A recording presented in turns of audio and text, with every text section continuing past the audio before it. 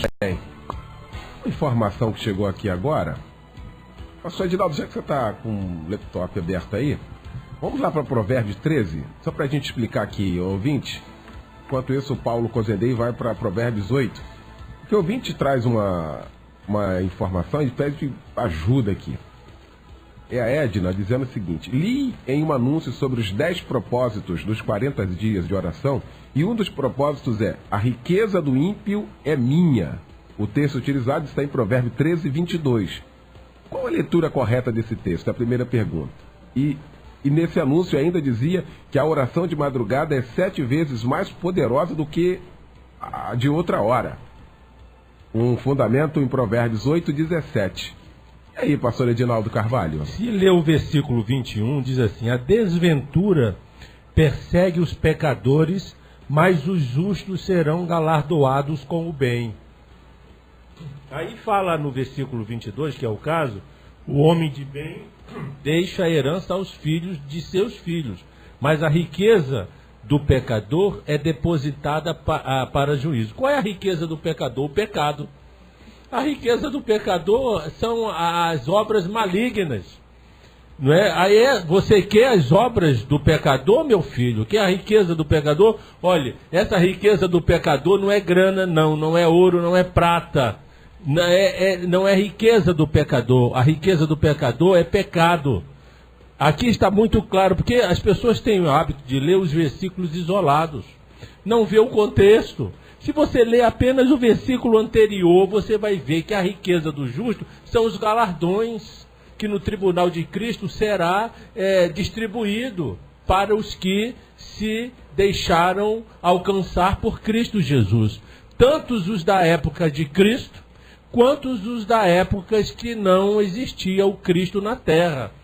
Todos os homens, desde o surgimento do homem na terra, serão julgados segundo a obra de Cristo, antes e depois de Jesus Cristo. E por isso haverá recompensas de pecados e das obras malignas. É essa aí o caso do Provérbios 13, 22. E as recompensas para a vida eterna, que são os galardões. Aliás, Eliel, isso me fez muito bem lembrar que um cidadão foi para a televisão e disse o seguinte: que no final dos dias, como é o caso que estamos vivendo, que assim como Israel saiu do Egito com os bens do Egito, né, saiu com riquezas, a igreja, nesses últimos dias, herdará as riquezas dos ímpios, das nações.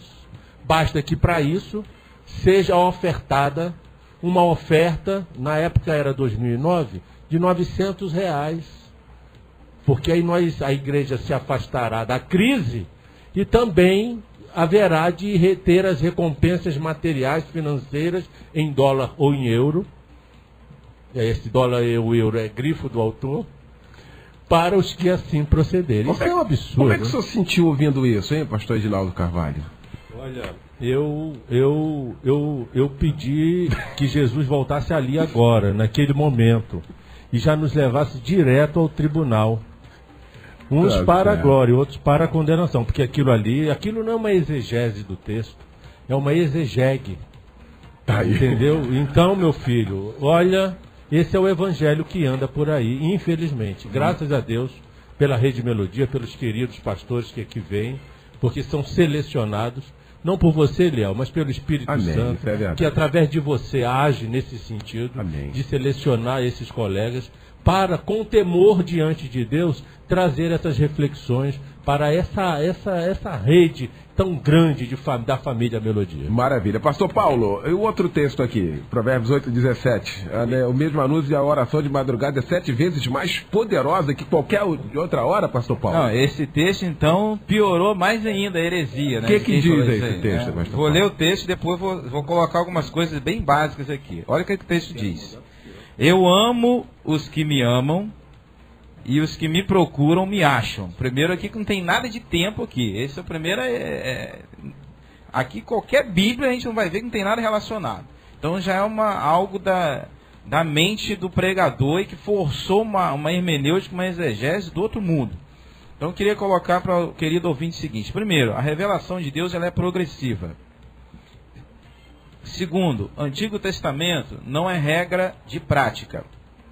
Terceiro, texto sem contexto, tá? Foi utilizado ali no anterior, que o pastor Edinaldo bem colocou, é pretexto para heresia. Quarto, Deus ele é atemporal. Não é de madrugada, não é de manhã, não é de tarde. Deus está fora do nosso tempo cronos. O tempo de Deus é kairos. Então independe se é hora de madrugada, de manhã, de tarde, tá? Não tem nada a ver uma coisa com a outra. Quinto, tudo isso é falta de conhecimento. O profeta do Antigo Testamento diz que o povo estava caminhando à beira do abismo, estava pecando, estava morrendo, estava indo fora dos planos de Deus por falta de conhecimento. E por último, querido, tem um monte de líder que se diz líder, pastor, bispo, seja lá o que for o título que ele tem, tá? Que ele realmente não tem conhecimento da Bíblia, nunca foi chamado por Deus, nunca estudou de Deus, não conhece Deus. Para que você possa falar de alguém, você tem que conhecer de alguém. Você tem que experimentar primeiro de alguém. E essas pessoas ficam disseminando essas heresias por aí. E uma coisa interessante, as pessoas não são, entre aspas, cada um de nós temos parte de culpa. Tá? Por que nós temos parte de culpa nisso? Se eu não sei da onde o cidadão veio, qual é a formação dele... Tá? Quer ver um negócio interessante? Vou pegar... Você está se formando aí, eu creio que você vai ser um excelente advogado. Porque você estuda, você busca, você é uma pessoa inteligente. Tá? Se eu vou buscar alguém para advogar em minha causa que nunca sentou num banco de faculdade para estudar direito, eu vou buscar um médico para me consultar, se eu não sei aonde é que ele se formou, eu vou num dentista que não se aperfeiçoa, ninguém faz isso. Mas as pessoas entregam a sua alma, a sua vida, seu corpo a um líder espiritual, que o camarada não foi chamado, ninguém sabe de onde ele veio, ninguém sabe a prática dele, e ele pode desgraçar uma família inteira, tá? Uma sociedade inteira com uma heresia que ele ensina. Então a gente precisa deixar de ser imaturo. O crente brasileiro tem que ser mais maduro.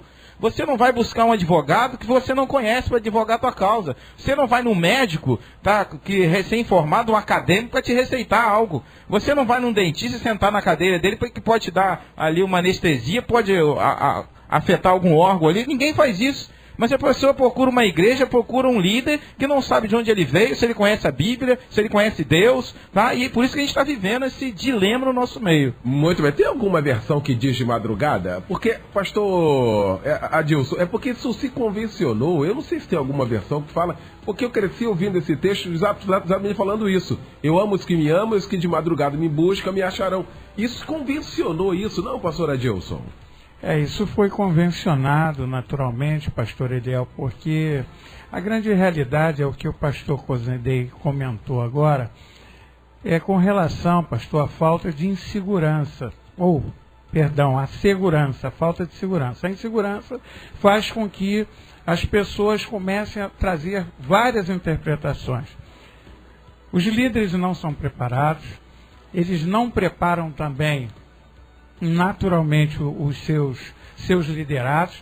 As igrejas hoje que são formadas não se conhecem nem a origem, não sabem quem são os pastores, de onde foram formados, qual a sua formação acadêmica, porque isso é importante, pastor. Quando nós olhamos a palavra de Deus, o fato de estar escrito que nós devemos buscar pela madrugada, não significa, como disse o pastor Cosendei, Deus é atemporal, não significa que exatamente aquele horário será o momento que Deus vai atender.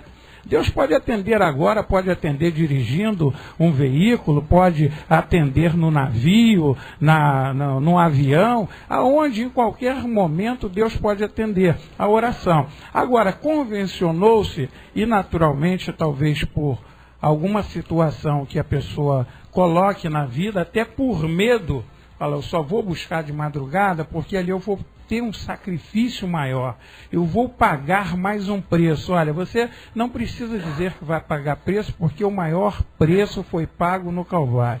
Ninguém que faça qualquer sacrifício, pastor Eliel, na face da terra, vá dizer que seja um sacrifício maior do que Cristo fez no Calvário. A grande realidade é que os laços do Calvário, ele deve estar na vida do homem, buscando a todo momento. O sujeito, ele precisa ser crente de dia, de tarde, de noite, noite, na faculdade, em casa, onde ele for. Não adianta ele ser o crente dentro da igreja, ou subindo um monte para orar, ou indo numa vigília somente. Não, nesse momento eu sou muito crente. Não, ele precisa ser cristão em todo momento, orando, buscando em todo tempo, como diz a Bíblia. E aí então, quando ele buscar de madrugada, pastor Eliel, vai ser só um detalhe, porque ele vai saber que ele sabe a fonte que ele está buscando, ele tem intimidade com essa fonte diuturnamente. A hora que ele abrir a boca, esta fonte está pronta para respondê-lo, que é o nosso Senhor Jesus. Muito bem, a gente vai para o intervalo, volta já com a segunda parte do nosso debate, agora 11h35.